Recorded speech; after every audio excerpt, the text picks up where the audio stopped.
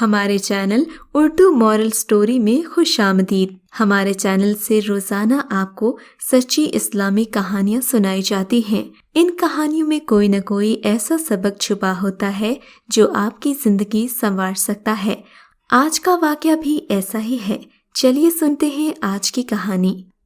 حافظ صاحب کی زندگی کا کثیر حصہ کراچی میں گزرا۔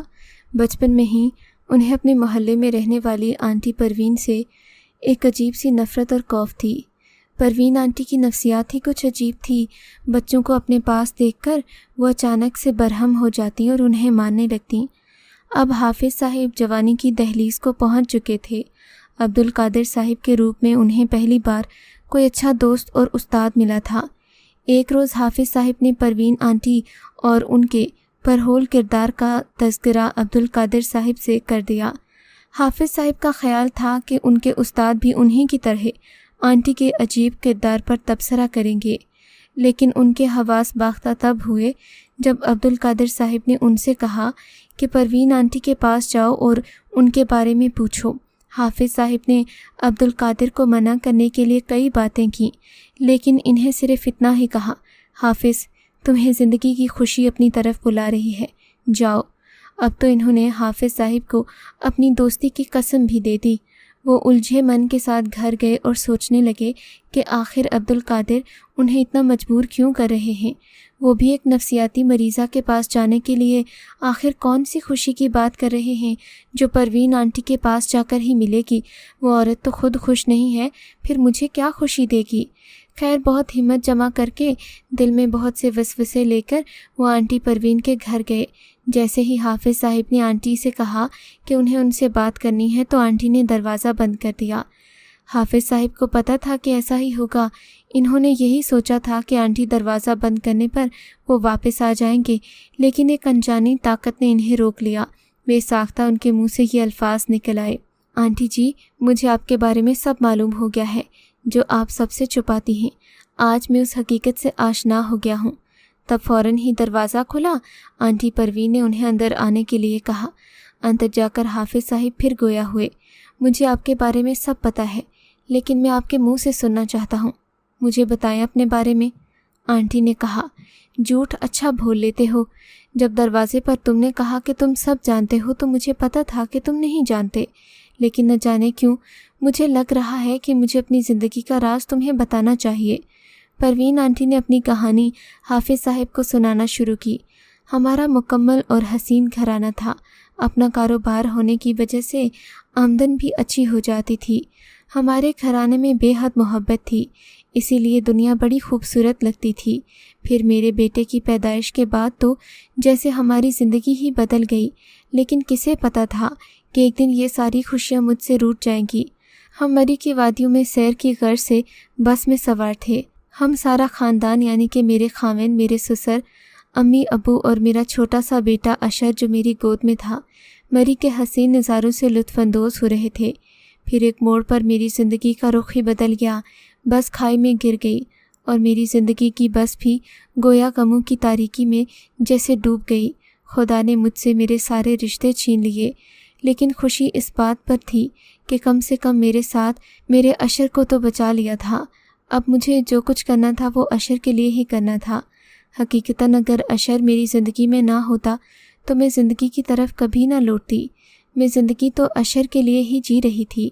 میں نے سوچا کہ کاروبار میں سے رقم لے کر گزارا کر لوں گی، لیکن میرے شوہر کے ساتھیوں نے ہماری ہر ایک چیز پر قبضہ کر لیا۔ میرے پاس کچھ نہ بچا۔ ان ظالموں نے تو اشر کے بچپن پر بھی رحم نہ کیا۔ میں نے بڑی مشکل سے ایک اسکول میں نوکری حاصل کی، روپیہ بچا کر یہ گھر آباد کیا۔ اب میرا اشر بڑا ہو چکا تھا، میں اسے انجینئر بنتے دیکھنا چاہتی تھی۔ بہت ہمت کر کے اسے لاہور بھیجا، لیکن میری کل کائنات، میری زندگی، میری محنت کا حاصل، میری امیدوں کا مرکز، میرا بچہ، میرا اشر بھی ہمیشہ کے لیے مجھ سے دور چلا گیا۔ اس دن میں نے خود سے عہد کر لیا کہ اگر مجھے خوشی نہیں ملی تو میں کسی اور کو بھی خوش نہیں رہنے دوں گی۔ میرا بیٹا مجھ سے چھن گیا تو دوسروں کے بچوں کو بھی خوش نہیں رہنے دوں گی۔ بچوں کی ہنسی سے مجھے عجیب سی کوفت اور وحشت ہوتی، اس لیے میں ہمیشہ تم لوگوں کو مار کر سکون حاصل کرتی۔ لیکن ایک بات بتاؤں حافظ، اب پتہ نہیں کیوں مجھے لگ رہا ہے کہ بچوں کو مار کر بھی مجھے پہلے والی خوشی نہیں ملتی۔ ایسا لگتا ہے کہ زندگی کسی ایک موڑ پر آنے والی ہے، اس کے بعد نہ جانے کیا ہو، یہ تو میں نہیں جانتی، لیکن فی الحال میرے دل کو ایسا لگتا ہے کہ جیسے زندگی میں کوئی نیا موڑ آنے والا ہے، کوئی ہمسفر آنے والا ہے جو میری زندگی کو بدل دے گا۔ یہ میرا ایک گمان ہے، یہ صحیح بھی ہو سکتا ہے، یہ غلط بھی ہو سکتا ہے۔ آنٹی پروین کی ساری بات سن کر حافظ نے ایک ٹھنڈی آہ بھری اور پہلی بار آنٹی پروین کو غور سے دیکھا۔ وہ 35 سال کی عمر میں بھی ایک حسین عورت لگتی تھیں، ان کی عمر بمشکل 25 سال لگتی تھی۔ حافظ نے پہلی بار زندگی میں جانا کہ ضروری نہیں جو ہماری نظر کو برا لگے وہ حقیقتاً بھی برا ہی ہو۔ انہوں نے تو ہمیشہ سے ہی آنٹی پروین کو ان کے اونچا اونچا بولنے کی وجہ سے برا سمجھا تھا، لیکن وہ نہیں جانتے تھے کہ وہ خود زندگی کا اتنا بڑا راز اپنے سینے میں چھپا کر بیٹھی ہیں۔ حافظ صاحب کو اپنی سوچ پر شرمندگی ہونے لگی۔ انہیں اب احساس ہوا کہ وہ کتنی بڑی غلطی پر تھے جو آنٹی پروین کے بارے میں ایسی باتیں کرتے تھے۔ پھر وہ خود ہی شرمندہ سے لہجے میں ان سے گویا ہوئے، آنٹی جی، میں بھی اپنی زندگی میں بہت سے ظلم سہ چکا ہوں۔ میں نے جب سے ہوش سنبھالا زندگی میں کبھی خوشیاں نہیں دیکھیں۔ غیر تو غیر ہوتے ہیں، مجھے اپنوں نے بھی کبھی سیدھی نظر سے نہیں دیکھا۔ دنیا کا سب سے حسین رشتہ ماں کا ہوتا ہے، لیکن میں وہ بدبخت ہوں جس نے اپنی ماں کا پیار تک نہیں پایا، بلکہ یوں کہہ لیجئے کہ میں دنیا کا سب سے سیاہ بخت آدمی ہوں کہ میں نے اس ہستی کا چہرہ تک نہیں دیکھا جس کے قدموں تلے جنت ہوتی ہے۔ اور پھر کیا تھا، کم عمر حافظ صاحب جن کی عمر 20 سال تھی، پروین آنٹی کی پختگی دیکھ کر ان کے سامنے رو پڑے۔ پروین جو خود ایک سخت جان عورت تھیں، مگر دل ان کا بھی موم کی طرح تھا۔ کہتے ہیں کہ زندگی میں کبھی کبھی انہونی ہو جاتی ہے۔ حافظ صاحب کو بچپن سے ہی ماں کا پیار نہیں ملا تھا۔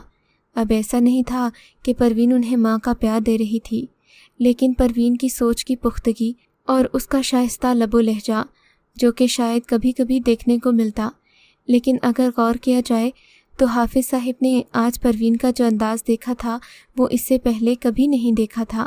وہ جان گئے تھے کہ پروین بری عورت نہیں ہے۔